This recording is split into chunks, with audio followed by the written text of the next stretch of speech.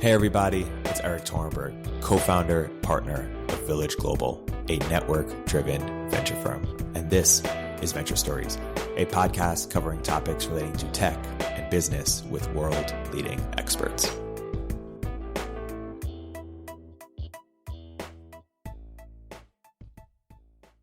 Hey everybody, welcome to another episode of Venture Stories by Village Global. I'm here today with Zack Kanter, founder and CEO of Stedi. Zack, welcome to the podcast. Thanks for having me. So Zack, I first discovered you on Twitter and only to recently find that you have left Twitter. So why don't we talk about your love affair with Twitter on and off and why the detachment? From posting, of course, not from lurking and DMs. It's one of those things that when I decided to go off Twitter, and before I get into this, I think one of the things about Twitter, probably all the people or many of the people who are listening on the podcast participate in it to some extent or another. But you realize once you try to talk to someone who is not involved in Twitter, how sort of absurd the whole thing sounds. And it actually reminds me of in college, my freshman year, I was standing in the elevator of my dorm. It was like I had been there just a few days. And I heard this girl talking about her weekend. She's like, so this happened, and she's talking about all this drama that happened between friends and everything. And I'm sitting there and like, I'm, not usually one to eavesdrop on this stuff, but bit by bit, the story gets more and more, unbelievable. And finally, when I'm just about to get out of the elevator, she says, anyways, I can't wait to see what happens next week. And, it occurred to me that she's talking about a reality TV show where I just didn't know any of the characters and all this stuff. And so I imagine that's like that level of absurdity is probably how it sounds to people when you're talking about Twitter. Because it's really, it's text-based and everything, but it's just, I wrote about this a little bit in a newsletter I sent out yesterday. It's just like text-based role-playing game almost, know, and when you first sit down and play one of those games, it looks ridiculous, it's just a bunch of text, but then you pretty quickly get into it. It's like a fiction book. So my experience, I've been on Twitter for 8 years, or 7 years, something like that, a bit of a late bloomer. That was 2012. It was incredible. Part of it is that, I've been based in Boulder, Colorado, which is, you sort of read about it being a good tech scene and everything, but obviously it's nothing compared to something like the Bay Area. And so it becomes this shared space that you could sort of opt into at any time. You can like open the door and all, it's this like bustling thing happening all the time. And so I found it to be incredible. Many of our investors, customers, all sorts of stuff have come from Twitter. Friends have come from Twitter and all this. You and I have met through Twitter. Podcasts have come from Twitter. But I think at some point you start to see diminishing returns. Yeah. And that's when your audience gets a certain size. Cause I've seen, or when your audience gets to a certain size, now you can crowdsource, now you can mooch, now you can sort of, put a wrong answer and someone will correct you. So, what's the diminishing returns? So, let's say you're interested in two different subjects, and those subjects are tech and investing. I have a good indication of this, but my guess is that maybe there's 1,000 or 2,000, single-digit thousands of people that you would probably want to interact with on Twitter in each one of those subjects. And what I mean by want to interact with is like takes things in good faith and has an interesting take on things. And you start to see that once you expand past that, you're in the beginning, you just get sort of more amplification. So more people start to promote the things that you're saying, but like the quality of thought, though it's not necessarily diluted, is not increasing on average. And so I think life is smooth sailing after you get those first couple thousand until you get to a certain number of thousands of followers. And at that point, you actually start to see not just diminishing returns, but negative returns. And, I'm not someone who thinks that Twitter's the worst thing in the world or anything like that, and that this is like unbearable abuse or anything that happens. But the thought experiment that I think through is this idea of like whose Twitter following do you aspire to have? And this is a perfect example of a question where if someone was not a Twitter user were to listen to this, it would sound like the most ridiculously self-important thing ever. But for me, you look at the people in the venture community who have hundreds of thousands or, God forbid, millions of followers. You realize that life is not all that much different or all that great there. Yeah. And maybe we could draw some deeper analogy of other things too. But I think The reason is that the absolute number of followers that you're really interested in interacting with doesn't change all that much. And so it just gets filled out with noise. And I actually think it's not about the negative pieces. It's more about, like, at best, you're dealing with hero worship. And like I was nowhere near that point. But you look at the sort of engagement that people are having back and forth at the hundreds of thousands of followers level. And it's just like, is that really what you're going for? Totally. And so you get to this point where, like, you can have access to any sort of conversation that you want to have and everything, but there's like not much point continuing to grow the base from there. We'll move off Twitter in a minute, but a couple of last comments from me, and I'm curious for your response. There was this line of like, Twitter is a game and you don't want to be it, or something. Like, every day someone gets roasted or canceled or whatever it is. And I remember I liked your point about how crazy it sounds for someone who's not a Twitter user to sort of get the sense for what Twitter is. Like, I was explaining to my friend of, some of my friends are sort of front lines in what I call the culture war. And she's like, it's not a war. No one's dying, and I'm like, no. The norms are being set here. Like, Twitter is this sort of microcosm, but it does expand out, in how we talk about certain things or, how things are viewed. Twitter's the front lines for it. Yeah, it is a reality show. It's just interesting how both absurd it is and how not reality it is, but at the same time, Donald Trump was elected on Twitter. Like, there's certain things that Twitter does bring out. Yeah, in many ways, it's like a sci-fi book where you plug into this matrix and you put on this mech warrior suit. Maybe the mech warrior suit is I'm mixing my metaphors here, but maybe this mech warrior suit is your followers, and you're going out there and doing battle on these absurd fronts of whether it's physics or social justice or whatever else it might be.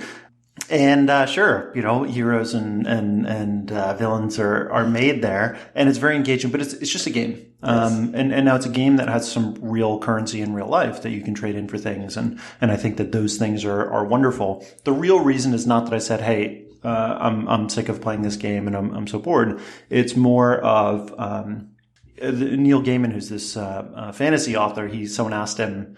I'm repeating this story and realizing that I actually haven't heard this firsthand, so I'm not 100% sure it's true, but the idea is that someone said, how are you so creative? And he writes this, fantastically creative stories. And he said, well, it's easy. I lock myself into a room. I leave my phone outside. I don't let my friends and my family contact me. And I get myself as bored as possible until the only way out of this boredom is to write a book, to entertain myself. And so I guess shutting off Twitter is a way of me saying I'm more interested in diving into things in a longer format. And I didn't think that they say, like, if you want to pick something up, you have to put something else down. Yeah. This is me putting something down. Totally. The last thing on Twitter for me is you had this tweet that went very viral. It's one huge drawback of nuclear power is that it doesn't dismantle systems of oppression. It only produces clean energy. This makes it unsuitable for solving the climate crisis, which isn't just about the environment. Maybe putting aside the content for a second. Any learnings from having, broken Twitter? Or, thousands of people harass you, or like, any insights from there? It was an odd experience. I had people that I went to high school with texting me and saying, "Oh my God, you're, in huge trouble on Twitter," and it was one of these fantastic experiences of getting exactly what you want. Yeah, and I didn't. The sort of dryness of the content wasn't lost on me. I wrote it that way in particular, and I got exactly what I wanted, which was to get, both sides. This is the, Twitter equivalent of shooting the moon, where you get both sides absolutely incensed. And so everybody got angry. And I just, it was very empty. I was just like, oh, I guess, you get it. You get a couple thousand followers, you get, hate mail and all this stuff. And, people sign up for your, beta, invite on your website with like nasty email addresses telling you what an idiot you are. And it was just, it was unsatisfying in a way that winning things sometimes are. I like that as a theme. And you've written about that before. Basically, is it sort of your punchline what you've learned from, your short life? Getting what you want won't make you happy. Or getting what you want too early won't make you happy. I think you had the story that you wrote about where early on in your career you were making enough money, sort of doing this automated business that you didn't need to be full time. And so you moved to Buenos Aires and you thought that was a dream and maybe it wasn't as fulfilling as you thought it might be. Yeah, I think I would phrase it a little bit differently. That, I forget exactly what you said, which is basically you're never going to be happy. I would phrase it slightly differently. What you want, or maybe how'd you phrase it? There's it's sort of Be careful what you wish for, because if you're, a capable person, there's a pretty good chance that you're going to get it. Someone said to me that you spend the first part of your career wondering if you're going to have enough, and the second part of your career wondering if you're going to be enough. Of course, you could say like, well, why don't you just jump to the be enough part? It's not that simple. A lot of times you have to have enough before you can think about being enough. Have you read the book Finite and Infinite Games? Yeah. I didn't read the book, but I read the first 30 pages, and it's pretty dense. Right. But you read the first 30 pages, and the idea is basically, some games you play, finite games you play for the sake of winning, infinite games you play for the sake of continuing to play. Yep. The trick is that a lot of finite games feel like infinite games, and money can feel like that, business can feel like that. But you have to think about what sort of it is that you want. When I had this automated auto parts business, I thought at the time, this was in my early 20s when I sort of started reaching for this target of, I want to build a business that required no employees in order to run it. And eventually I got to that point, and it was making plenty of money and all this stuff. And what I realized with all this abundance of free time is that what I really want to do with my free time is work more. And I had played SimCity and SimTower and Roller Coaster Tycoon and Transport Tycoon growing up. I literally played games about business. This is the thing I wanted to do. So when I had all the free time, I didn't want to train for the Olympics. I didn't want to, learn to play poker. I didn't want to do any of these things.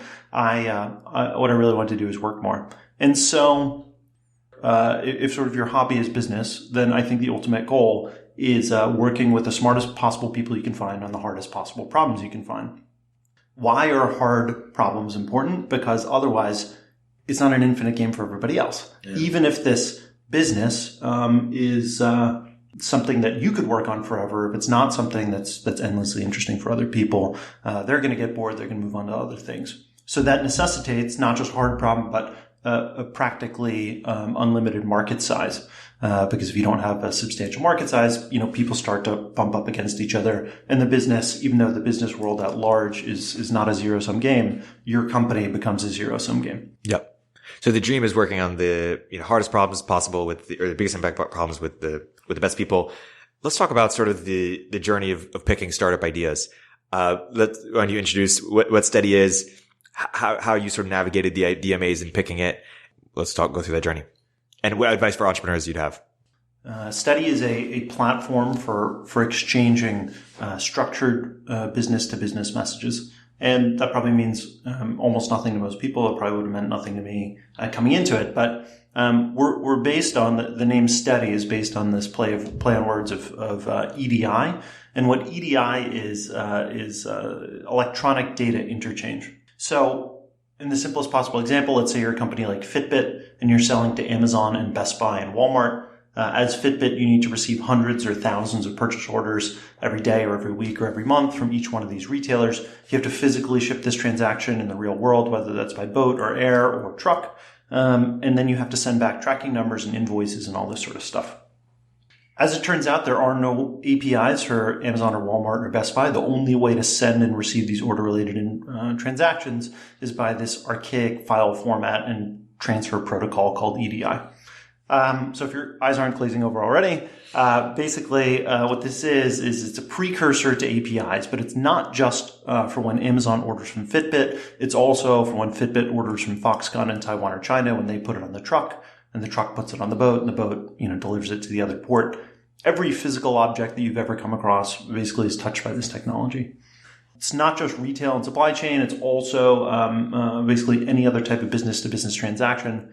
So this set of, let's call it 325 transaction types, describes every possible way that two companies can do business with each other. It's healthcare, it's student transcripts and records, it's supply chain, it's invoices, it's financial transactions, basically everything.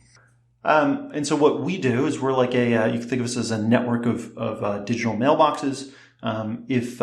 If Slack is a platform for exchanging unstructured text messages inside your company, Stedi is a platform for exchanging highly structured transactions between two different companies. Yeah.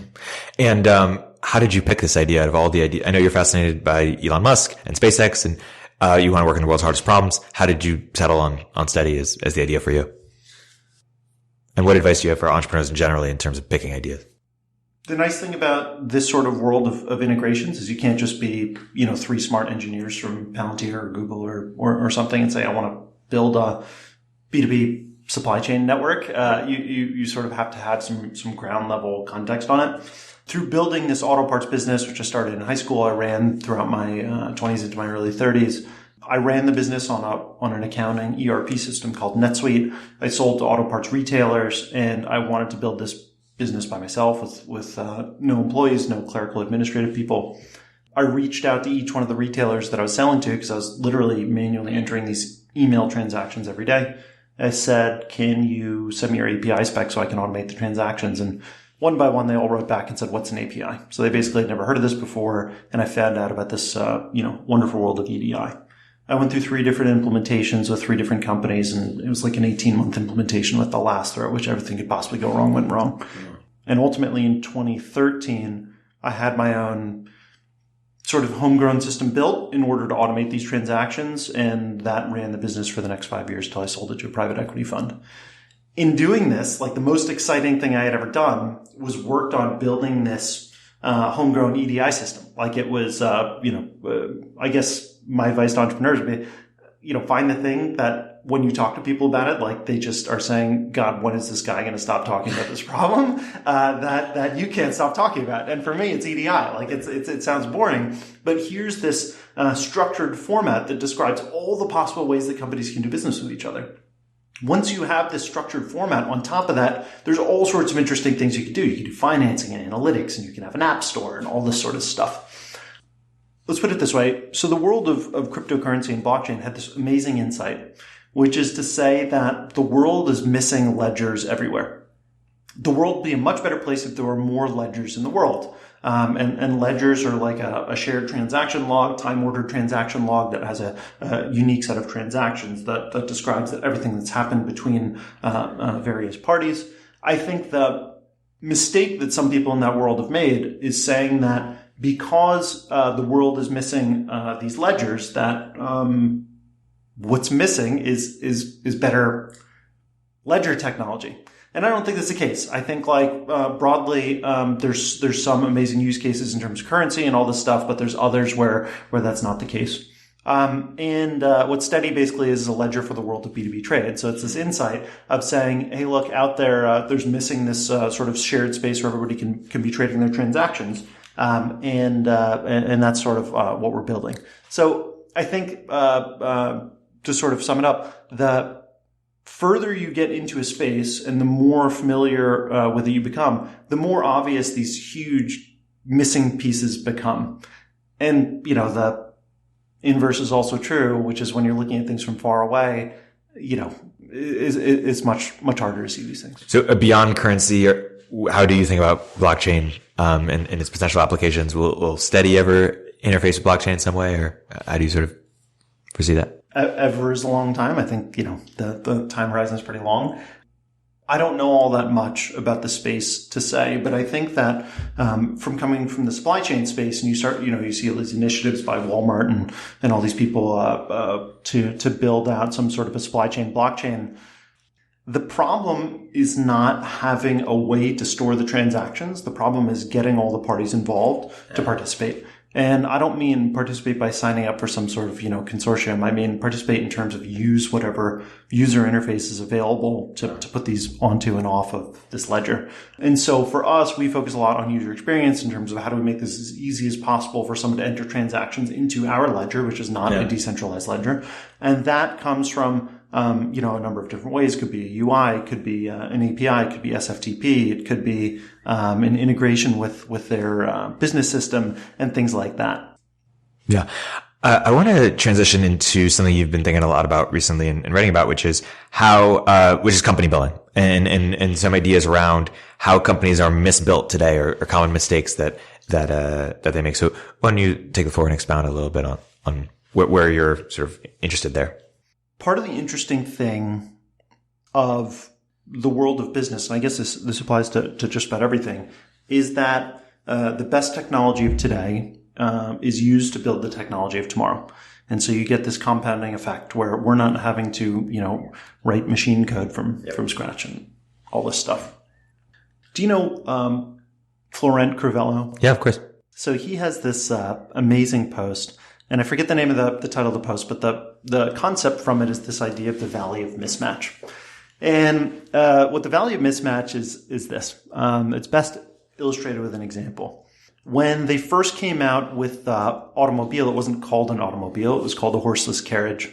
And a horseless carriage, if you've ever seen a picture, if you Google a picture of it, it is literally a horseless carriage. Mm-hmm. It is a carriage where they've taken the horse away and they've kept the person in the same spot, and they've replaced that with the steering wheel.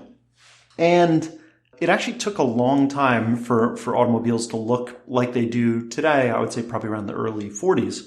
And up till then, at some point someone realized, the reason why someone is sitting up so high when you have a carriage is because they have to see over the horse. Yeah. Otherwise, what's the point of having someone up there?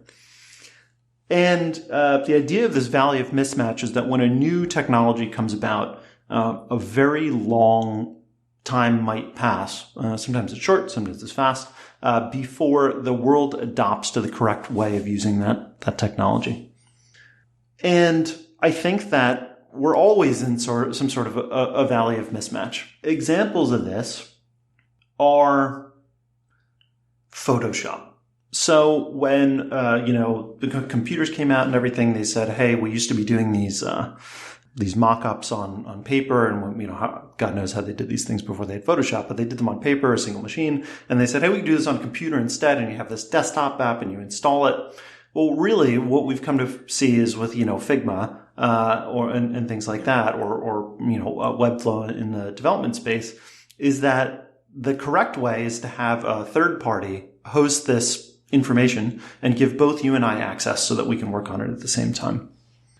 So the idea behind this is that I think the new ways of doing things, the ways that people are doing things, are always trailing the sort of new paradigm that's out there.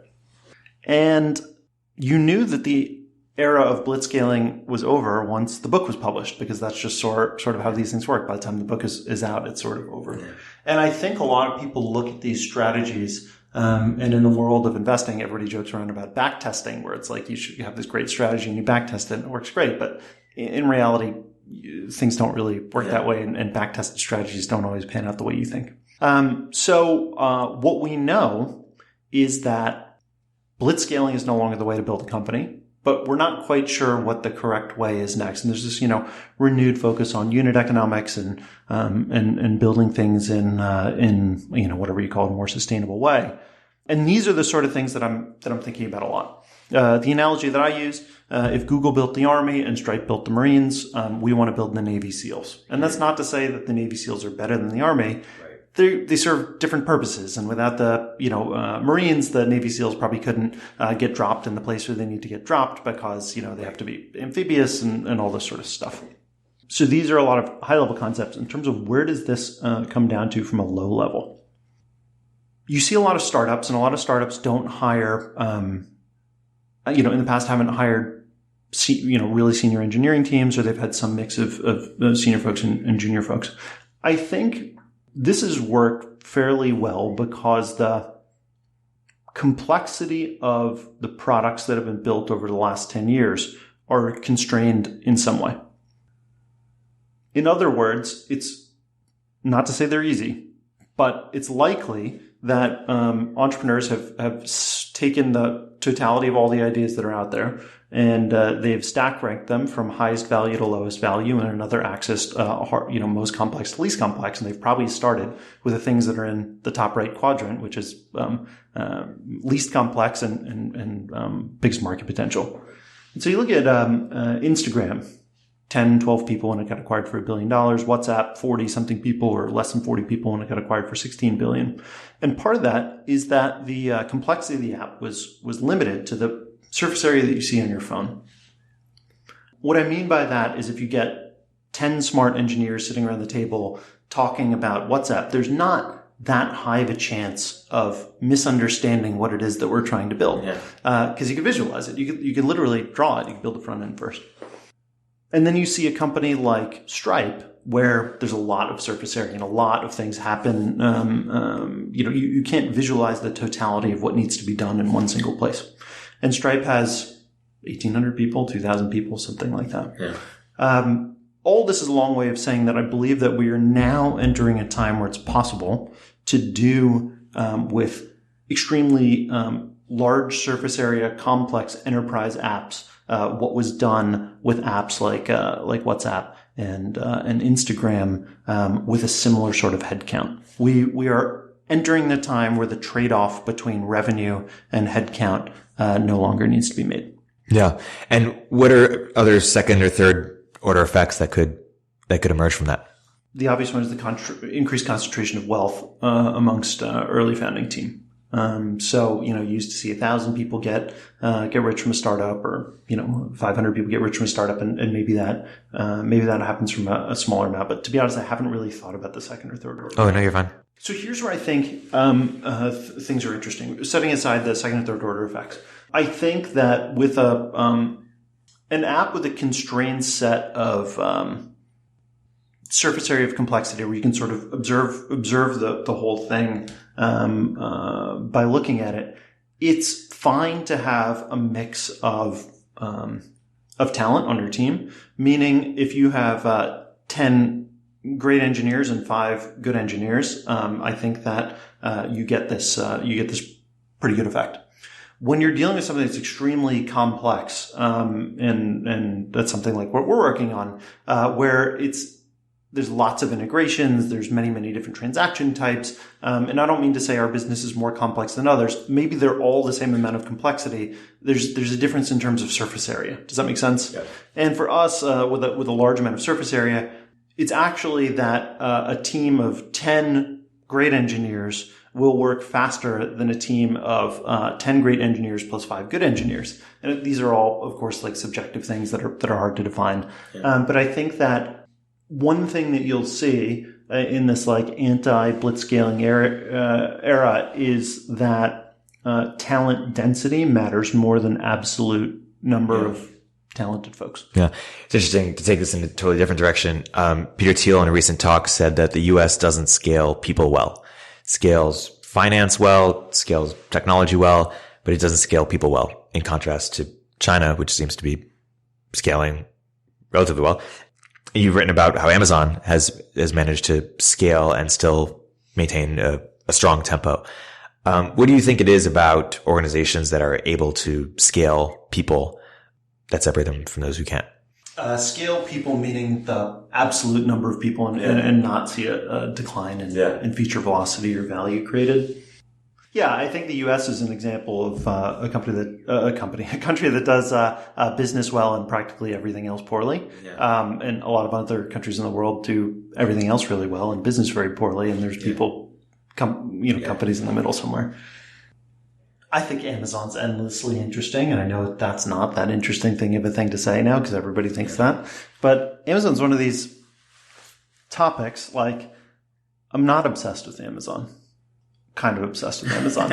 But what it is that the more you read about complexity dynamics and organizational structure and all this stuff, you see that it was just, they've made so many good decisions in how they do things. Yeah. I think, as Paul Graham says, the best design mimics nature. And so he talks about the idea of repetitive symmetry and recursive symmetry in one of his posts about Lisp, I think, where the idea being, if you look at a tree, the right half of a tree looks like the left half of a tree. That's repetitive symmetry. Yep. A leaf, when you hold it up, looks a lot like a tree, and that's an idea of recursive symmetry, where as you zoom in, it sort of looks the same as the bigger piece. Amazon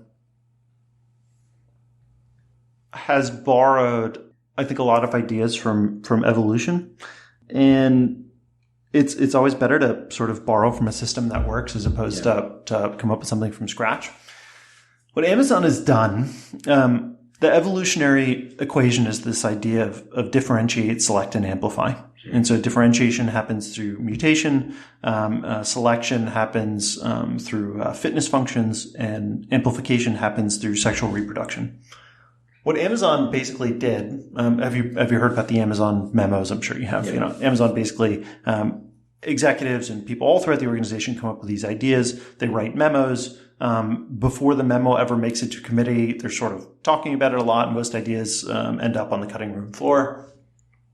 And finally, they're tested against some sort of a fitness function. And this fitness function is basically customer value. How much does the team who's reviewing this thing think that it is going to deliver customer value? So they're sort of putting this first fitness function in place without even having to bring it to market. Yeah. Once they do that, they choose the things that get greenlit, they bring it to market, and then Amazon is the best in the world at amplifying these things, figuring out what works and going from there. The other way that they do things is through interface design. So Amazon says, and I think, this is not just Amazon, this is the way that most good companies work. They say, early on, Bezos said it was, what's the guy's name? Steve Yegi, the famous engineer at Amazon, who said, talked about Bezos' edict, which is, from this point forward, all teams will expose their functionality through interfaces. I don't care if it's an API or whatever else it might be, but they're all going to expose this stuff through an interface, and people are going to have to communicate through that interface. And all of a sudden, you've seen these diagrams of, when a team goes from 4 people to 15 people, the number of interconnections between the nodes goes up, meaningfully. All of a sudden, when you have an interface it basically is like drawing a big circle around a cluster of people of 5 or 10 people. So, a lot of this is about finding those correct abstractions. The final piece, have you read Seeing Like a State? Yes. So, Seeing Like a State is a recent read for me. Talks about this idea of legibility. Yeah. The German government, or whatever the approximation of the German government was back in the some new feudal lord would come in and would gain ownership over this forest, and the feudal lord would say, "I want to know what is the value in lumber of this forest." And so they would send people out, and they would sample a certain area and say, "You have this many of this tree, and this many of this tree, and this many of that tree," and they would aggregate, multiply this times the area of the forest and try and figure out how much this thing was worth. And they said, they would send people out to sample this and count the various numbers of trees, and they would apply this to the entire area of the forest and figure out, what the sort of total aggregate value of all this lumber was. Now, as they started to cut it down, they replaced that lumber with the most valuable trees, which is only a logical thing. But instead of interspersing them, all throughout the forest, they basically planted them in rows, because rows are much easier to count, and it's probably easier to chop down and all this stuff.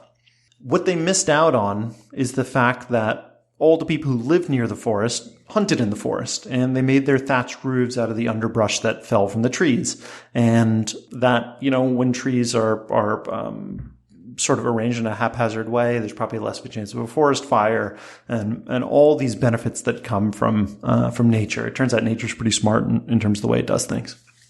The idea being that in order to optimize for the legibility of the person on top, you sacrifice really the quality of life and the effectiveness of all the people who are on the ground floor, on the forest floor in this case.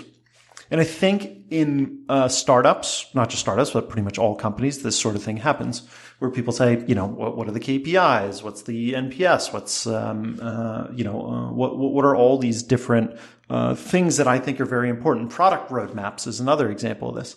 And there's 2 problems. One is that you cannot capture the richness, many of these measures, through a single number or a single, quantitative metric.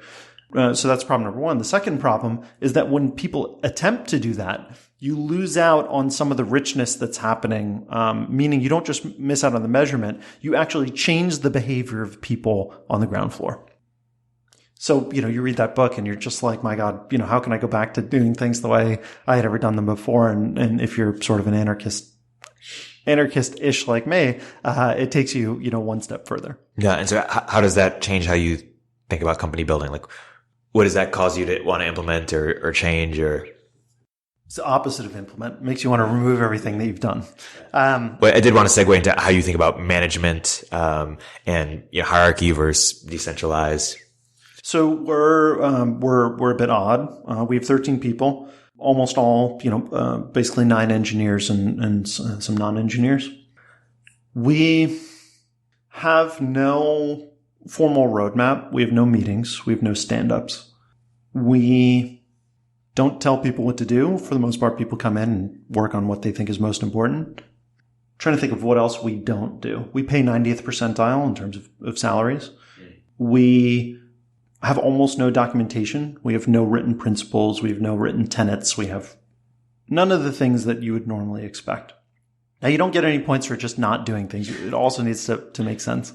We didn't start off this way. There's this saying that, when you see a simple system, you say, why don't we start here? Well, it's not really how it works. You have to end there. I think it was Keith Roboy said, you can either hire good people and be great at managing, or you can hire excellent people who don't need to be managed. I don't think it's that simple. Everybody needs to be managed. But it depends how you define managed. I mean, managed on one side can be, try to fit into a certain set of processes, and managed on the other side can be more like how if you've read "Score Takes Care of Itself" by Bill Walsh, I wouldn't quite call that management. It's coaching, literally. And so in those ways, how do these things work? Well, we hire excellent people. We set a very clear North Star, which is easy to do in a sport like football, to say, like, we want to win games. For a company like us, we want to process every single business to business transaction on the planet. In order to do that, we have to sign up every company to use our software. We need to be able, to allow companies to use our API, SFTP, UI, email. They have to be able to do JSON, XML, EDI files, both in the US and international formats. They have to be able to do this in every language. So we have to be able to do CSVs and PDFs. So it's really, for us, it's a sequencing problem. It's not a question, and this to me is like the most interesting sort of problem in the world, where you're saying we just need to figure out what the order is in which we build this and how we build it. There's a saying, my brother's a mechanical engineer, and it's what he calls just engineering. When you say, we just need to do this, and it's like there's a lot packed into that just. The way, so I'm talking about all the ways that seeing like a state made me think like, oh wow, I'm doing a great job here. The way it makes me think I've made some colossal mistakes is, I would say I'm fairly technically minded. I don't have a technical co-founder. I'm a sole founder. And in talking to the engineers, from time to time, I'll say, I want you to surface this in a UI for us to look at in some way or another. And the engineers say, hey, like, it's working exactly how we want it to. Why do you need it to be in the UI? And I've had a hard time articulating it, but basically what I've come to realize is that I'm optimizing for my legibility when it's actually quite legible to them. And it's the equivalent of you drop into a local tribe somewhere and they have some unit of measure that doesn't make any sense to you. Well, you have to assume that it's evolved that way for some certain reason. And just because it doesn't make sense to you doesn't mean it doesn't make sense to them. Yeah, it is interesting. In our firm, sometimes we go back and forth on how bottoms up versus top down we should be, strategy wise, top down, like sector, geo. And I think, the top down argument is often because of legibility. It makes more sense to LPs. It sounds smarter. It sounds more reasonable. Whereas the bottoms up, can sound unsophisticated sometimes. Like, this person was really amazing, or this thing sort of emerged, and it can come across as random when really, sometimes it's taking advantage of things that are emergent or things that you already knew that you had in your network or things like that. But that's somewhere where I face that. 100% agree. I think it's one of these horrible things that you learn and you just see it everywhere. Yeah. And you realize you see it in your own behavior, you see it in others. And that's not to say, total chaos should reign and right. Because, we're because we're not optimizing for legibility, therefore founders can come in and say anything that doesn't make sense to us and we're going to hand over a pile of money. But I think it is, worth thinking about from a board standpoint, for example. Right. How much am I optimizing for my legibility as a board member, as opposed to, what's actually best for the business? And the other thing is that, what's the name of that effect that when you observe something, you're changing actually how it, Heisenberg principle? Goodhart's law? Maybe Goodhart's law. I don't know. But basically it's the idea of how much are you affecting things by the simple fact that you're trying to make them legible. Goodhart's law is anything you measure ceases to be a good measure. Yep. Even if it's not legible, I'm just going to keep being a genius and people can see it or not see it. I'm just kidding. So one thing you've also written about is, your last company was bootstrapped. This company's venture backed. Talk about how you see the differences there, or what's missed in that calculation. One of the times that I deeply miss Twitter over the last 5 days that I've not been on it is when people say things, disparaging things about the world of venture capital. I'm not going to name any names, but it would, a 3-letter acronym. When you bootstrap, you can't run into a wall at 100 miles an hour. You run into a wall at 1.5 miles an hour, because what enables you to run into a wall at 100 miles an hour is burn. Meaning when you're spending X million dollars a month and all of a sudden you run out of money tomorrow. Bootstrapping drives a lot of creativity and everything. And, also when I was 16, growing up in New Jersey and wanting to start an auto parts business, I couldn't have raised venture capital. I didn't know it existed, and it's not a venture-backable business. I think it comes down, the difference between the two comes down to what you want out of life, out of your professional career. In running this business, I ran this business from start to finish for 15 years, from when I was 16 to when I was 31. Bootstrapping, you spend a lot of time waiting. The problem with a high-growth bootstrap business is that if your business is growing 100% year over year, and let's say you have 50% margins, all of your money goes back into buying inventory. And then you pay taxes on your earnings, even though all of your money went back in inventory. I'm talking about a physical product business, but same, for software, it could go, with hiring other people. And I've realized that what makes me feel happiest or most fulfilled, or whatever you want to call it, in life is not being resource constrained. So to try and give a tangible example of this, if you've ever played a video game like SimCity or something, and you start off and you build a little square of residential property, and then you wait for it to make more money, and then you go and do more and do more and do more. That's sort of what bootstrapping is like. And a lot of your time is spent waiting. Now, it might not feel like that because you're actually doing a bunch of busy work that actually is not that important, but you're not doing these things that go out and drive revenue. Certainly, there's exceptions to this. I'm making sort of blanket statements. With bootstrapping, you basically get into this place where you have, when I had this auto parts business, I had many more millions of dollars worth of ideas than I had millions of dollars in the bank to go out and build them. And so you have to constantly sort of build up more capital in order to do the things that you want to do.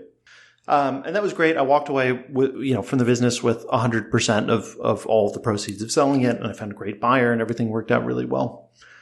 But with the world of venture, all of a sudden someone gives you all of the resources that you need. And if you can prove that you are constrained by resources, you can go out and get more resources from those same people or from new people. And we have, Investors First Round and SUSE Ventures and Bloomberg Beta and now USV, who are great about this. And as long as you have a reasonable set of investors, they will continue to fund you as long as you can prove that you can effectively deploy the resources that they're giving you. And so I think bootstrapping for me is basically the equivalent of playing this game with one or both hands tied behind your back. And why? All the common reasons that people say, I think, don't really pan out all that well.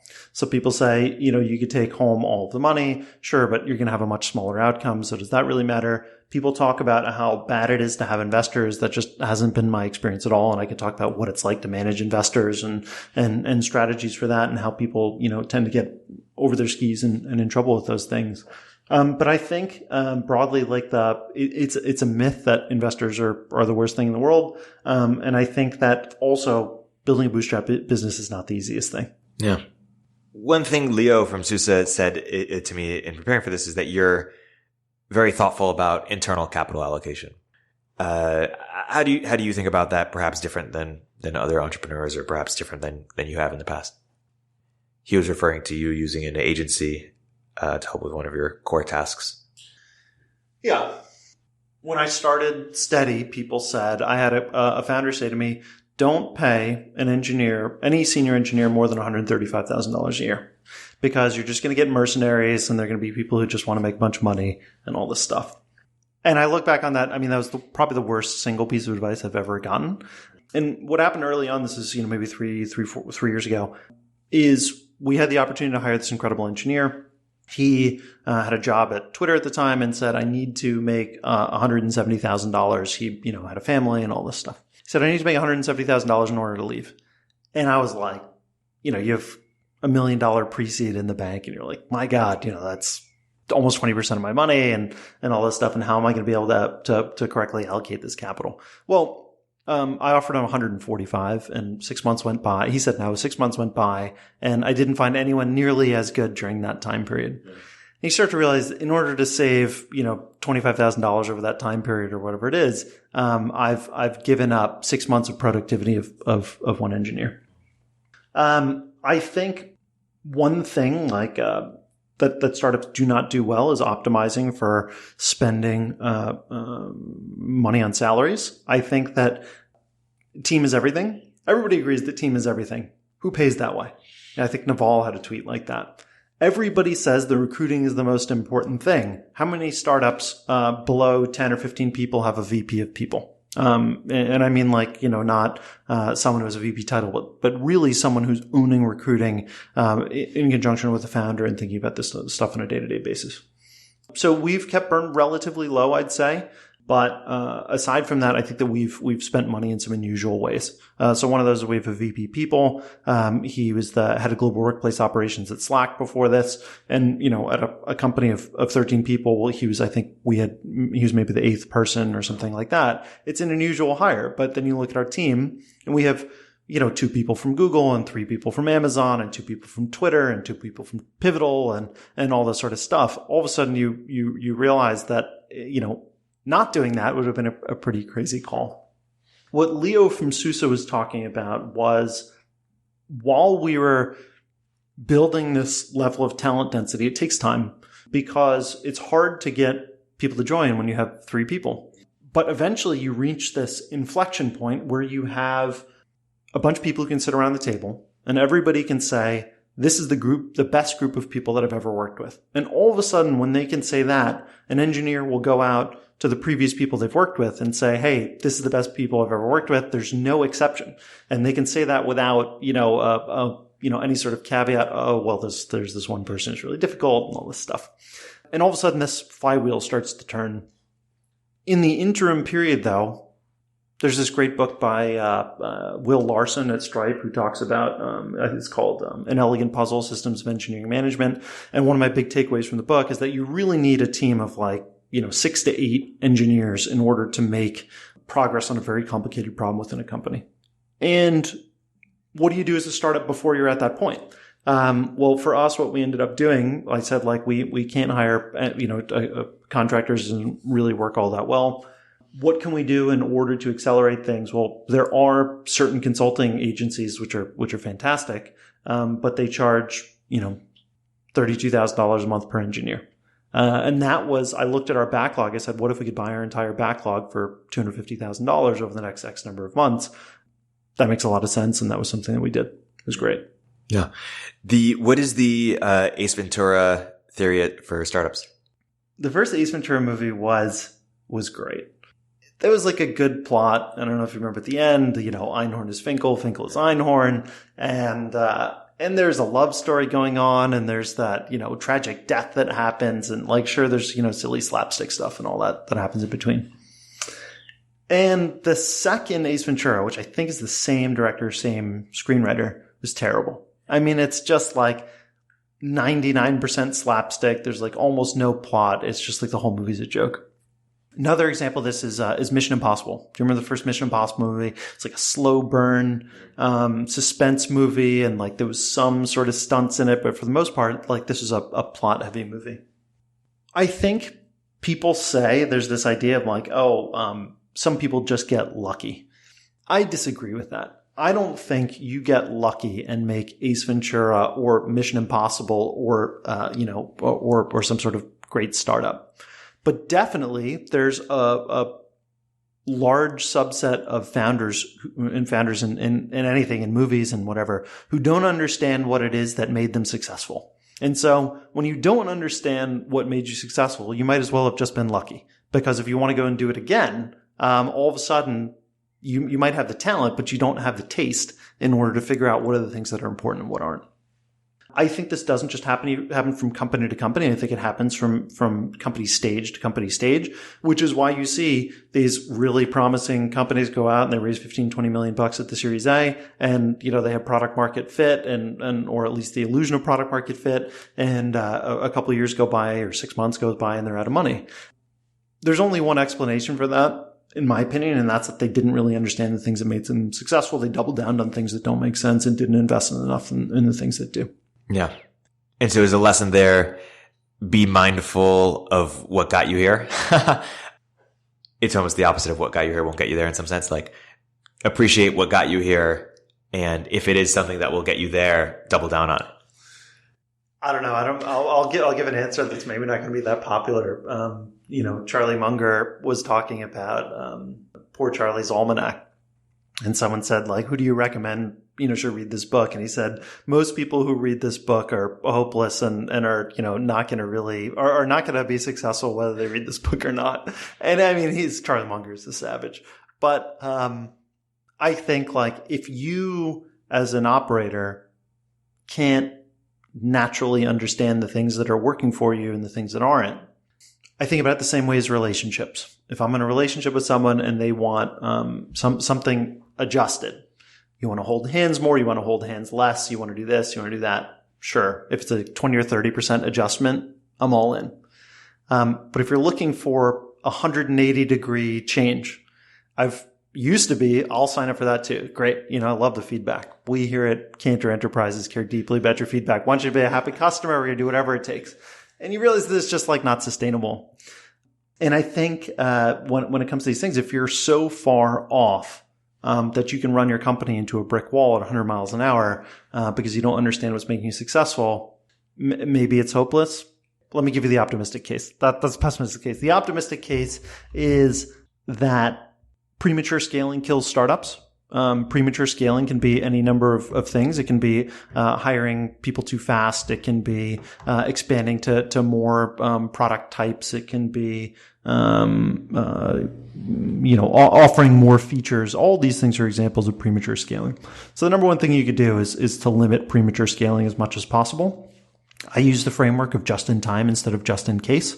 Just in time comes from inventory. Just in case, I don't know where that comes from, but it's the idea that you want to be extremely mindful to add things only when you really need them. The most dangerous thing is that even if you have a just-in-time mindset, it's really easy to sort of package up just-in-case things alongside of it, where you can justify one thing and then you're sort of like, well, I could do this other thing at the same time, and it sort of sneaks through.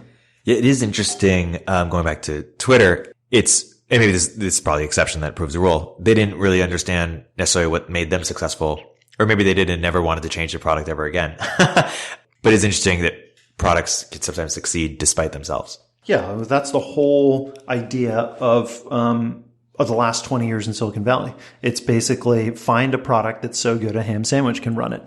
And that you're, to use the Warren Buffett quote, but basically, product market fit is an antidote for stupidity is what people say. Well, it turns out that's only the case with, you have to modify it by saying product market fit is an antidote for stupidity as long as your gross margins are above 57%. And if your margins are not above that, you have to be pretty smart about the way you run the business. And, there's this great reckoning in tech right now that's happening where people are saying, it turns out that gross margins are actually very important. Doesn't mean you can't build a great business. We're sitting here in a WeWork. Doesn't mean you can't build a great business with more challenging unit economics like WeWork or Uber or something like that. You just have to be operating in a different sort of fashion, and there's a lot less margin for error. That's why I call it margin for error. It's like a lot less margin for error. And is WeWork just a business that was way overvalued, but hey, it's a great business? Or is it like a Ponzi scheme? Or where in that it was never going to be sort of make sense from a unit economics perspective? You probably know more than I do. What I would say in the case of WeWork, it obviously solves a huge need. There's no shortage of demand for it. Of course, there's like the Bill Gurley thought, which is customers love when you're selling dollars for 80 cents, based on the prices and everything and looking at some of the financials. I don't think they're selling dollars for 80 cents, but hey, maybe this is a great example of premature scaling. And I'm not sure it's necessarily premature scaling on the office front. Yeah. they scaled to all these other things or they expanded to all these other things. I think the number one thing that founders can do is to limit the surface area of what they're working on. Right. And that comes from ideas in manufacturing, which is say, I'm going to limit the work in process, because, otherwise, things start to get out of control. The allure of doing things in parallel is thinking, I can reduce my chances of catastrophic failure. I can get these things done because I have the resources to do them. But the reality is that when you divide your attention 2 ways, you don't get 50-50. You get 40-40. You divide it 3 ways, you get 25-25-25. You divide it 4 ways, you get 0. Like it's a matter of these things don't work the way you think. And the temptation is always to do more and add new things. And, we thankfully have great investors, but you do get this pressure from investors where, in both ways, where you say, if you're doing one thing and staying focused on it, they say, hey, why don't you do these other things? If you're doing multiple things, they say, why don't you do one? So you're going to get a lot of conflicting advice. And I think, it's important to hold the line. Yeah. We were talking about before this podcast, map versus territory, responding to advice. Why don't you talk a little bit about that? The way I've heard it put is, let's say you and I want to go to Everest and we take out an atlas. I know people don't use atlases anymore, but if there were one here, we take out the atlas and we study it. We, read all about these maps for, 12 days and we go out there. The amount that's going to help us out on Everest is pretty much 0. Versus if you take someone who's climbed, 17 different mountains that are not anywhere in the vicinity of Everest, that actually probably is going to help quite a bit, even though it's from a map standpoint very far away. It's just the idea of map versus terrain. I think the problem is, you had asked originally, what should founders do from an ideation standpoint? The problem is that a lot of founders who are sort of browsing around markets looking for an idea or maybe you're in this space and you see something sort of adjacent, is that you're getting this map level view. And the map level view is not going to work anymore. Almost every time I bring this up, everybody disagrees with me. So I'm curious what you think. I'm curious what your reaction will be. I think that the ideas that don't require domain expertise are pretty much picked over. I think that the last 15 years of startups, you get. And in no way do I mean to say Mark Zuckerberg, anybody could have started Facebook. I absolutely think he's, an incredible founder and all this stuff, but you don't need domain expertise to start a social media app because everybody has domain expertise. You have many social connections. Now I think a total hermit in the middle of the woods probably shouldn't start a social media app, but for the most part, people have connections. Twitter's another example of that. There's lots and lots of examples of this that have happened over the last 20 years. But part of the reason I think that we're seeing this renaissance in the enterprise B2B space is not because magically the time for enterprise and B2B has come. It's, sure, there's this confluence of events with, you can build things out with AWS and all this. But broadly, it's that there's a lot of the other ideas are gone. And now that'll change with, whatever the next iteration of technologies that come out are, and if you believe in the world of cryptocurrency and blockchain and all that, maybe that's then, and all of a sudden we could build social media apps again and we could build all this stuff. But I think it's much less about, tech monopoly and more just about people are doing a pretty good job of building out these things that don't require domain expertise. So the number one thing you can do is learn a lot about a domain. Yeah. I think that it's true and not true. True in the sense that a lot of low-hanging fruit is gone and software is now, eating the world. And so interacting with the built world of which requires domain expertise and ability to, it's eating other industries. So you have to know those other industries that it's eating. At the same time, those same people who are building social networks are now building things in healthcare and fintech and B2B, and they've, had to learn it. But also there is sort of a benefit sometimes that comes from, beginner's mind. Spaces where if you're an expert, you would never build a company because it's failed for the last, 2 decades, or it hasn't been a company. And some of these more green founders are more naive, in a good way where, where now it's actually the right time to build a business in that space, and their lack of expertise helps them even start the company in the first place. I think that's the mantra that's out there of beginner's mind and all this stuff. I don't see it playing out that well. The way I see it when I talk to founders who don't have a lot of domain expertise is definitely I see the naiveness.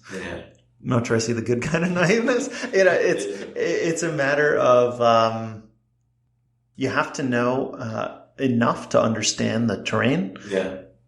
But you have to know not enough to be too scared of it. Yes. And I think it definitely comes in from an investor standpoint. Yeah. So, for example, the people who have been least receptive to what we're doing, and like we've had an relatively easy time fundraising compared to other stories that you hear, and part of that is due just to the massive market size of every business-to-business transaction. But the people who are most resistant to it are the people who know absolutely nothing about the space and people who know everything about the space.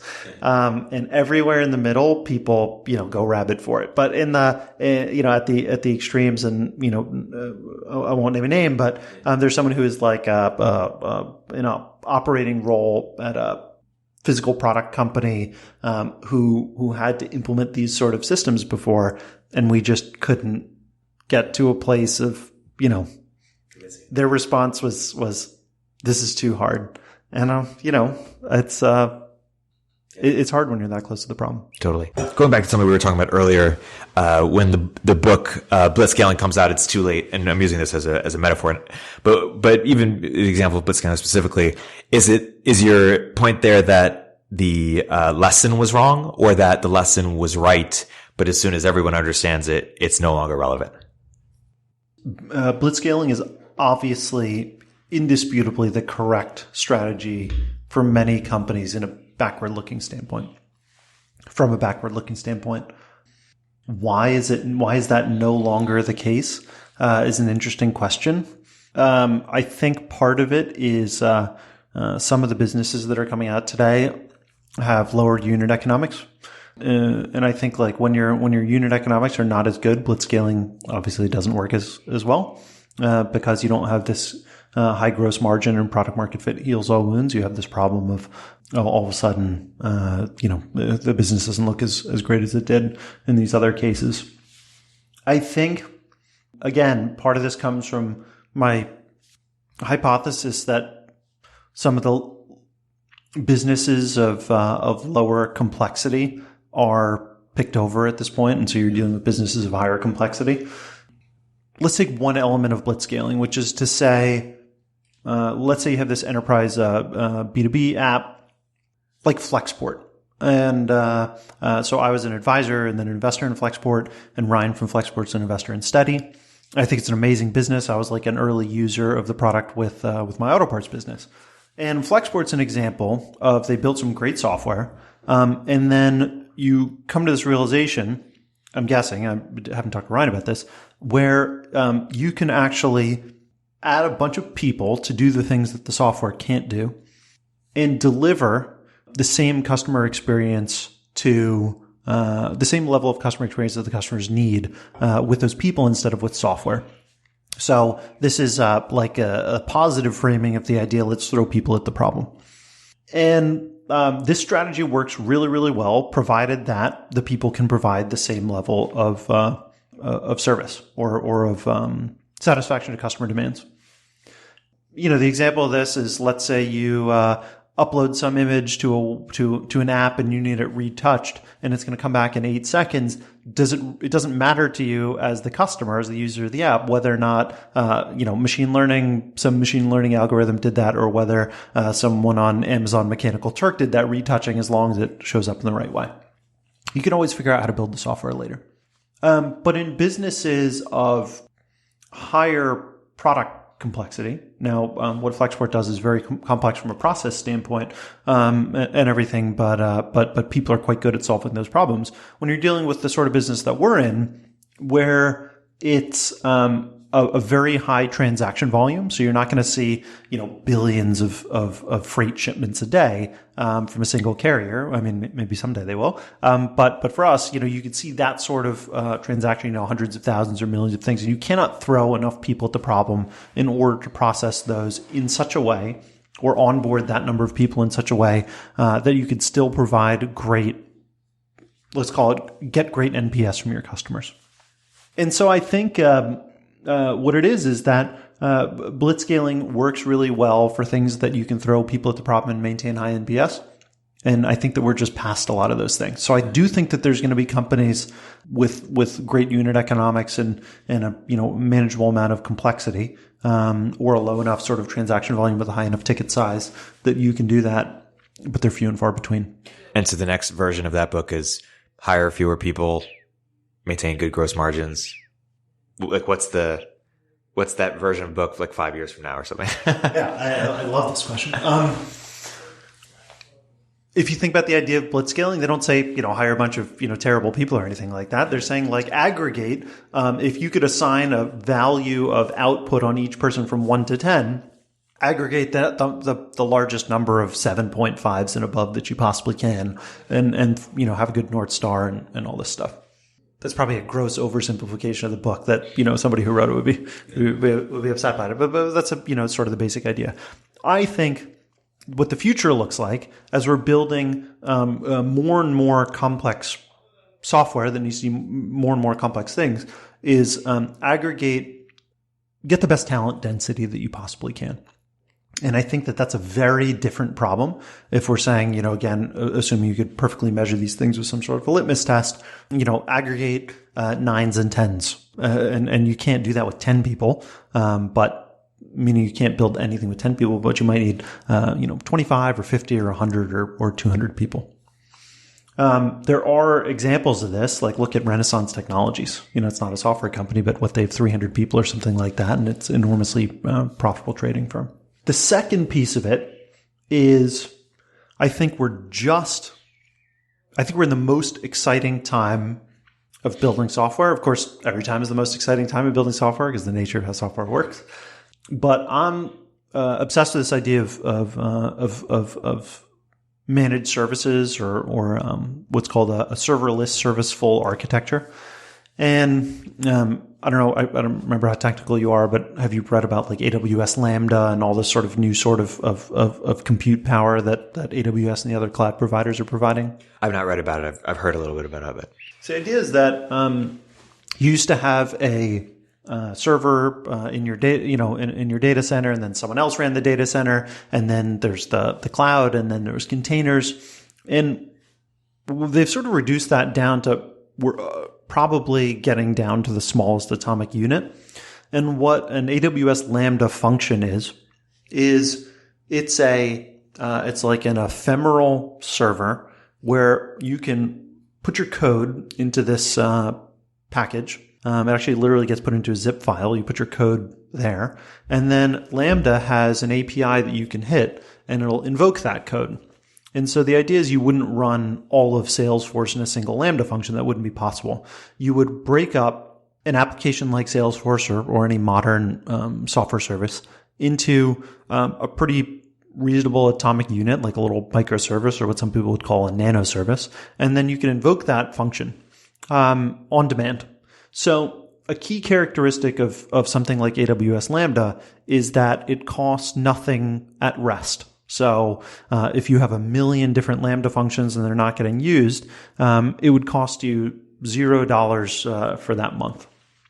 What it costs you is 20 cents for 1 million requests. Enormously cheap. I mean, it's something that it's hard to get out of AWS's free tier with this thing. But what people miss when you talk about serverless is people think that serverless is some buzzword and, really, why is this such a big deal?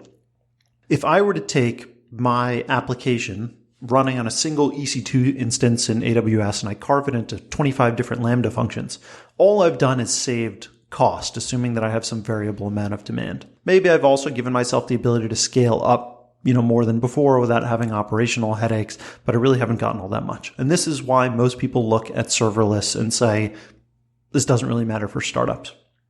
The better description of serverless is what people are calling serverless serviceful architectures. And if you think about what does a common application have, we're going to forget some things, but basically, let's say you have a web app, maybe you have a mobile app, you have authentication with login and password, maybe you've got some sort of a queuing system, you've got a database and persistence, you've got an API, all the things that make up this stack. the way companies used to get started is you'd spin up some, Rails monolith and you'd build all these things in Rails, and Rails gives you all these nice things for, like devise for the authentication and all this stuff that play nicely in this Ruby world. But as you get bigger, the code base gets bigger, it gets mired down in complexity that happens from these monolithic architectures. What the idea is behind a serverless serviceful architecture is that AWS, if you've ever browsed through their catalog of services they probably offer, I don't know, maybe 100 different services. Most people don't even know, a quarter of them. So AWS offers something called AWS Cognito, which is a hosted authentication service. It's something like Auth0, if you've heard of that. They have a queuing system called SQS, Simple Queuing Service. They have a notification thing called SNS, Simple Notification System Service. Simple email service. They have databases. They have API Gateway, which is a hosted API, and all these components. So what this ends up looking like, if you say, I'm going to build it in this fashion, is you are eating the application code with services. So you mentioned software is eating the world. Sort of AWS is eating your application. And what a proper system looks like, which is how we're building software at Stedi, is you start off first with using every off-the-shelf AWS service that you possibly can, and then the remainder is basically your intellectual property. It's your business logic. And that business logic you run in a Lambda function. And the whole idea here is that code is not an asset, code is liability. And so, and what I mean by that is it needs to be maintained. It's, there's security vulnerabilities, there's patches. If you write your own authentication system today, you have to make it better all the time. If it's not getting better all the time, it's getting relatively worse compared to not only your competitors, but, how Google Drive works and all this. You're competing against all of their software for usability. So I would rather have AWS do that than for us to do that, especially if you're going to try and maintain this level of talent density. If you have 50 of the best engineers you ever worked with, they don't want to work on your 3-year-old legacy authentication system. They want to be working on the most interesting piece of your stack. The only way to only have interesting things in your entire stack is to pass off all the undifferentiated heavy lifting to somebody else.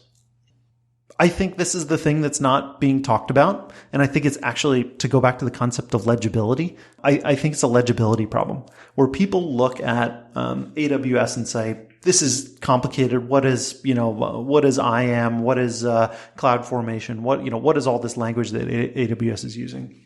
Someone on Twitter, maybe a month or two ago, had this great insight. They said, you would never pick up a book written in Chinese or French and say, this is stupid. This makes no sense. It's another language. Yet someone looks at a language like Clojure, or a Java developer looks at a language like JavaScript and says, this makes no sense. This is stupid. Well, of course it's not. It makes sense to the people who are using it. It doesn't make sense to you. So it's a legibility problem.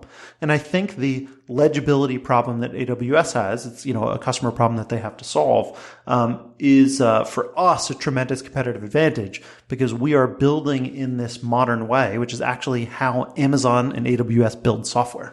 And so you could sort of grasp and sort of tether yourself to the AWS Amazon freight train and let it pull you along by giving them, ownership over 80% of your code base. So is this for everybody, or what's the category of entrepreneurs or companies that should look into using serverless? What's the best way to start? I think it's the right choice for anybody who's not in a land grab situation. I think there's, we've paid an enormous tax in terms of early feature velocity to do this. The better way of saying it, I guess, would be we've invested a lot in order, to get feature velocity over the long term. So the question is, as a startup, over what time period do you need to be fast? Now, if you're Uber and Lyft, I sort of divide companies into two categories. If you're Uber and Lyft, you're in a knife fight against your competitor every day. These are the businesses where you need to work 18 hours a day because if you work 17 hours a day, 1 hour a day, you're falling behind. There's other businesses like our business where certainly, it's also important to put in the work. but you're having to maintain feature velocity over a very, very long period of time. The reason for that is there's not 3 different transaction types. There's 300. There's not 5 different integrations that you have to build. There's every business system on the planet.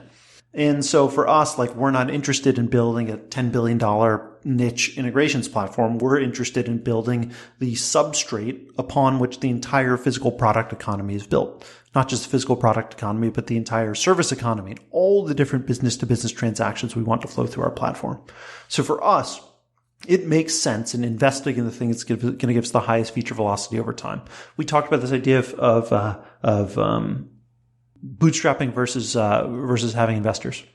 I think the most important thing that I set out from day one with dealing with our investors was saying I made this commitment to myself. I'm going to tell investors bad news as soon as it happens or before it happens, and I'm going to tell investors good news after it happens.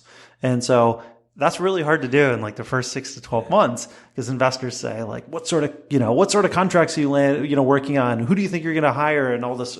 And it's tempting, to say, well, like we're this close to signing this agreement with this company or something like that. One thing I learned in the world of, B2B sales, which I did before at the auto parts business, was that of deals that seem 99% likely to close, 50% of them go through. Yeah. And so you just have to be disciplined about it. And it's about, like many other things, getting through that initial period of discomfort. And then you get into a cadence with your investors where your investors understand what sort of business you're in. And I think like that's one of the great things about having investors who are thoughtful, experienced, unflappable, maybe operators, maybe not, is that they understand whether you're in a knife fight or whether you're trying to build for the long term. Are there any other frameworks you have for managing investors or thinking about that relationship? I was going to say my favorite question in business, my favorite question in life is this question of what's not being said. And what's not being said kills companies, it kills relationships, it kills funds, it kills everything. And I don't mean taking the thing that's like not sayable because it's not acceptable and saying it. Sometimes, yes.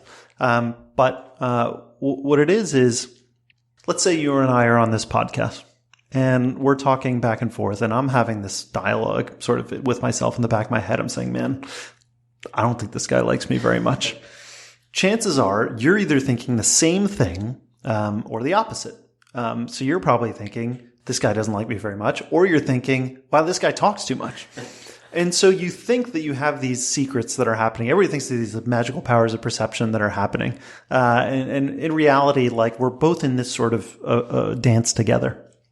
So this applies to startups in the way that you as a founder, you might be thinking like, ooh, I'm, sort of worried so-and-so is going to quit, or maybe we didn't make the right technology choice, or maybe we need to raise money sooner than we thought, or maybe we don't have a good product market fit as I'm saying we do. Everybody else at the company knows this. If you have, a bright team, everybody at the company knows this. And so your job as the founder is to listen for the things that are not being said and just to say them. Yeah. And it's actually a big relief for everybody. And then once you say those things, you can attack the problems and work on them. Similar with investors. If you are worried that your investors or your customers or whatever are thinking something, you just bring it up. Yeah. And people think that by not bringing it up, the problem doesn't exist or the problem's going to go away or nobody else realizes it. That's where your stress comes from. I think like I have a relatively this is the lowest stress thing I've ever done, because it used to be that, for 15 years of the auto parts business, I was almost running out of money all the time. And I had no one to work with and all this stuff. I think that things don't need to be that hard. Yeah, it's interesting. Just in difficult conversations in general, sometimes it is hey, what's not being said? Let's have that conversation and we can move more frictionlessly because of it. Other times it's, hey, maybe we should let sleeping dogs lie and just like move on. And bringing it up might create friction that maybe the other person wasn't thinking about that or had moved on from that. Do you have a framework for, well, first, just want to meta point. You strike me as the type of person who makes a lot of analogies between business and relationships, which I do too. And I really enjoy that. Business, it's easy to say, but business is relationships. And I think the hallmark of a good strategy is that it applies in many different places. Yeah. It's that idea of recursive and repetitive symmetry again. And, something that we care a lot about at Stedi is what I call zero-touch operations.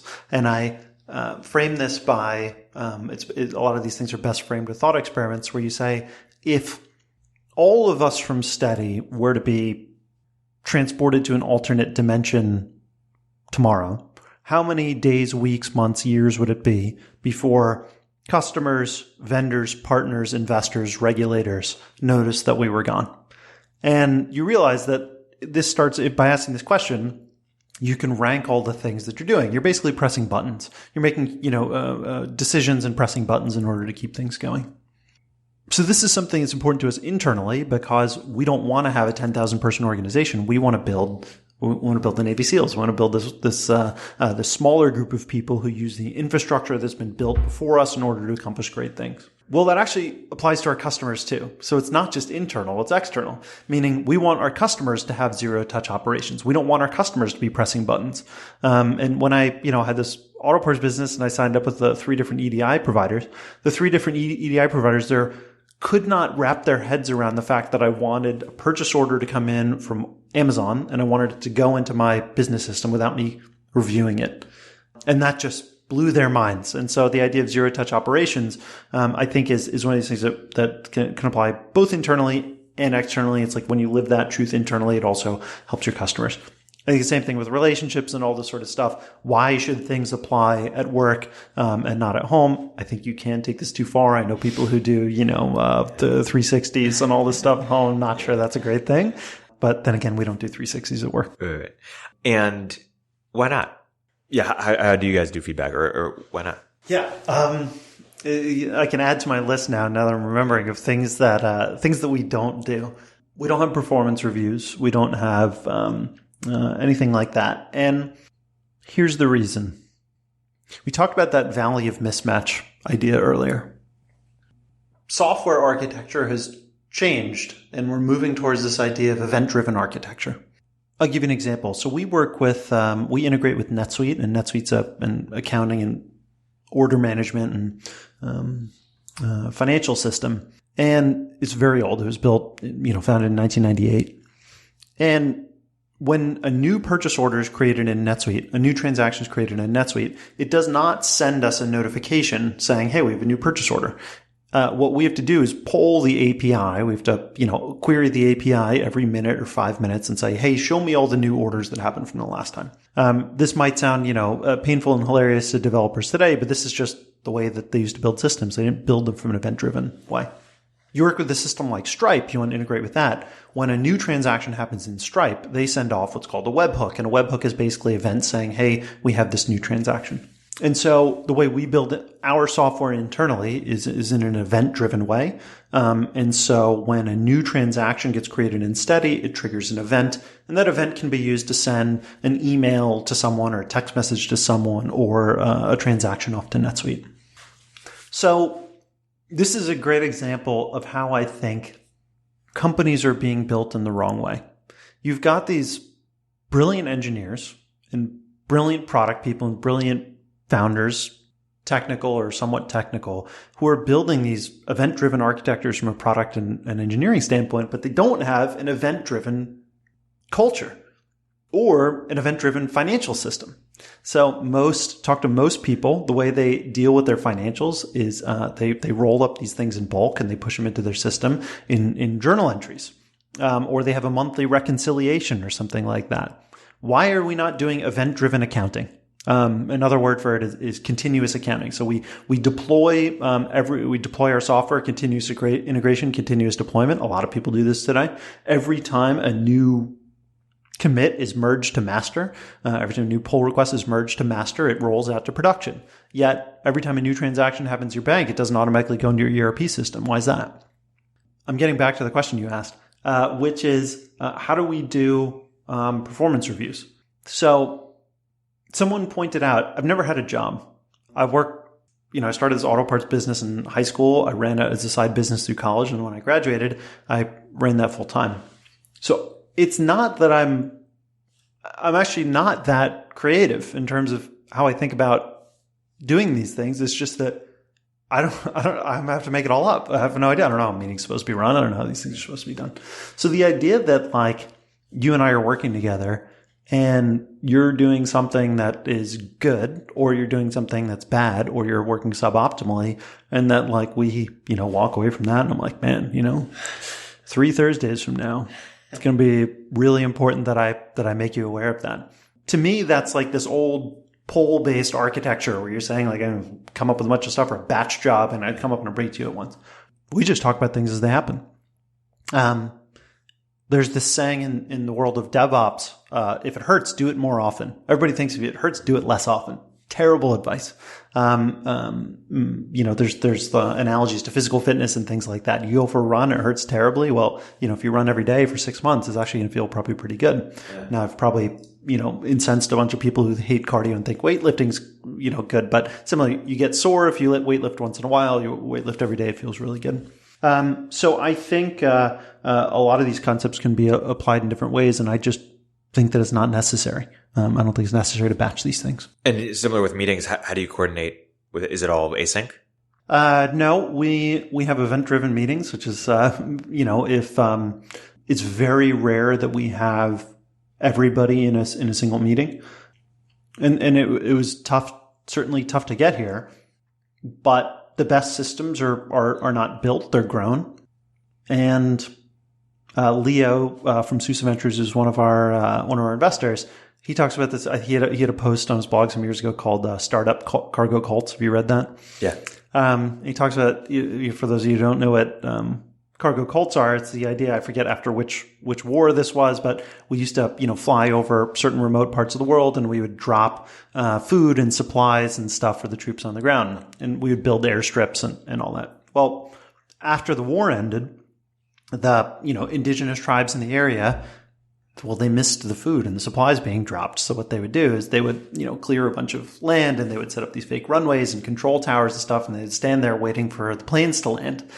Of course, they never did, because just by imitating the behavior, you don't get the value of the thing, necessarily, because you haven't imitated the purpose of it. You don't understand the purpose. And I think things like daily stand-ups and all this stuff, a lot of it is imitating habits from other places without understanding the nature behind it all. So my engineers made fun of me recently because they read the Agile Manifesto one day when I was not in, and someone said, "This is exactly word for word what Zack believes, but I hate Agile."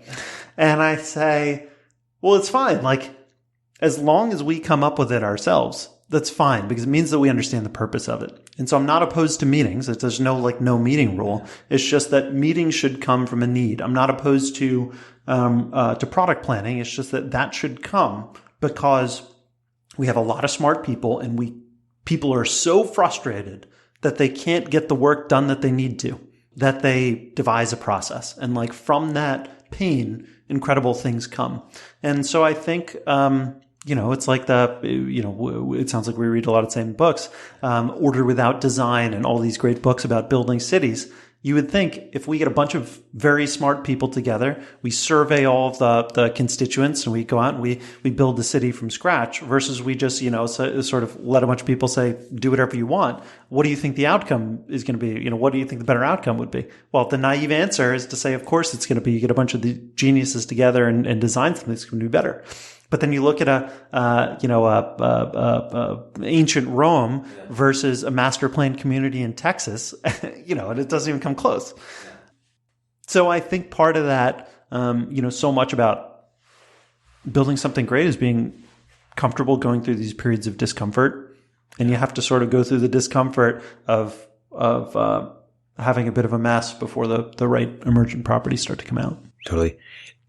One thing, harking back to an earlier part in our conversation, you live in Boulder, not in San Francisco. It's a deliberate choice. Why is that? How do you think about that? Everybody talks about people being the most important thing in a startup. But there's the idea from economics, stated preferences versus revealed preferences. And people might state that as a preference, but one, they don't spend all of their time recruiting, and they also don't have heads of people at an early stage. So is it really the most important thing, or is that just something that you're repeating? Indisputable that the absolute number of great, I'm just going to keep saying engineers, but that's because that's, I think, a really important thing at the early stages, but this applies to everything, that the absolute number of great engineers in the Bay Area dwarfs everywhere else in the US. But then the interesting number of startups in the Bay Area also is quite large. So I think the important thing to look at, one of the important things to look at, is the ratio of great engineers to great startups. And that ratio in the Bay Area is good, but it's not great. I haven't done this math. This is sort of just gut feel. In Boulder, you have Google's, from what I've heard, number one most requested transfer location, 2,200 person office. There's a Twitter office. There's an Amazon office. There's a Microsoft office. In Denver, you have Gusto and Checker, I think, have 500 or 1,000 person offices. The absolute number of interesting early stage startup places that you might work in Boulder and Denver is quite a bit lower. And what I mean is startups that you might be willing to take a bet that are at the Series A or earlier that you think could be multi-billion-dollar market cap companies. And so it actually is this incredible place to recruit if you can build up enough of critical mass to get people to leave those big organizations and join. So that's part of it. It's hiring. The second part is retention. Retention in the Bay Area is notoriously hard. Even if you're retaining your people, there's just a tremendous amount of distraction because there's just all these extremely exciting things happening all the time. There's the counter argument too, which is that isn't the most important thing to totally immerse yourself in your craft, and indisputable that here it's all people talk about. It's all people want to do. It's all I want to talk about. And certainly I would say it's a lonelier thing to be to be outside of the primary place. And I think, there's a certain cost to that, but I think our team is exceptional. And maybe it's different if you've built up a technical team at some company and you know that you have your first 15 people or something that you can hire just in a Rolodex. But I think it's a really tough thing to build a great team in the Bay Area. And personally, is it largely just a business decision, or personally are you also happier there? Yeah, the honest answer is that I definitely would not live in Boulder if it weren't the best place to build a company. I would prefer to live out here. I want to close with something you've thought a bit about. I'm curious to hear you talk about, which is shared consciousness. I think a lot about what I call proxies. The canonical example is, the CEO from 10 years ago who says, I need to know how many lines of code all the engineers wrote in the last week. Okay, they really don't care about lines of code. And this is a terrible metric. In fact, we aim for the opposite, to have as few lines of code. But it's this idea that because what they're really looking for is the effectiveness of each person, or maybe it's a trust problem or something like that. I think a lot of what is done in business is attempts at measurement by proxy. So what is the purpose? And I'm not saying categorically, but what is the purpose broadly of a product roadmap? A product roadmap is built such that everybody understands what the vision of the product is and what the features are that need to be built and everything. But all proxies are lossy by one form or another, to one degree or another. And so it's like the game of telephone, which not only is lossy, but there's also mutations to it. The sort of idea of a proxy is closely related to this idea of legibility. What a product roadmap is a proxy for is a lack of shared consciousness. And almost all these things, expense policies. If we all had a perfect shared consciousness and you knew what the most important thing for Stedi is, then I don't have to worry about you booking a $15,000 first class ticket, to go to a conference that doesn't matter in Europe or something like that. It would just never happen.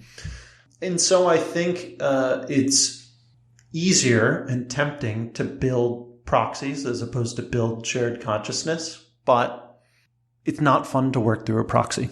And what exceptional people want most is to have the maximum ratio of units of input that they put in to units of output that they get out.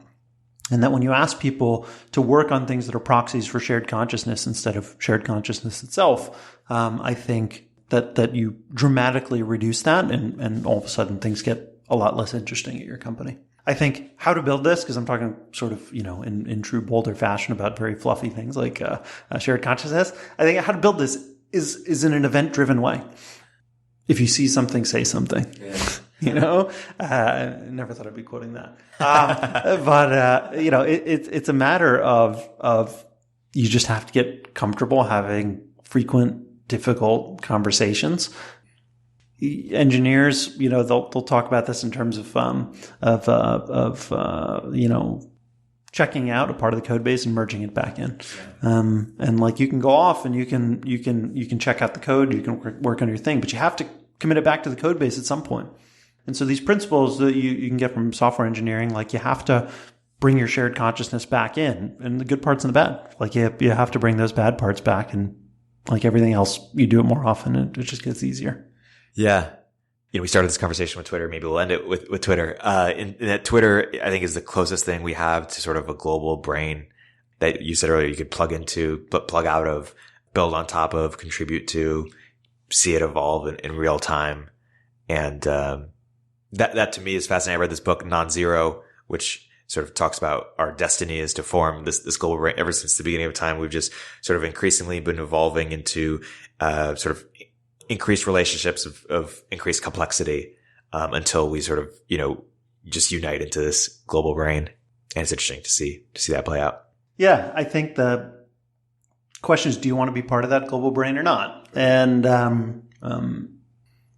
if for a while, Twitter was great, and that's exactly what I wanted, especially being, like I said, in a non-primary sort of tech area.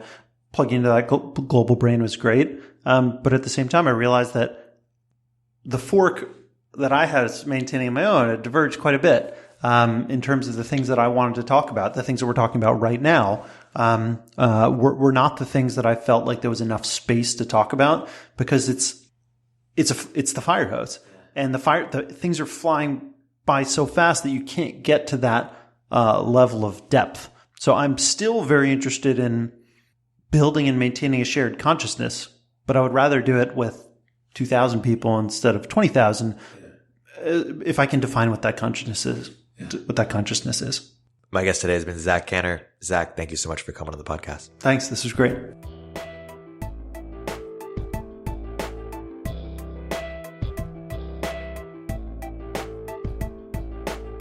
If you're an early stage entrepreneur, we'd love to hear from you. Please hit us up at villageglobal.vc/network catalyst.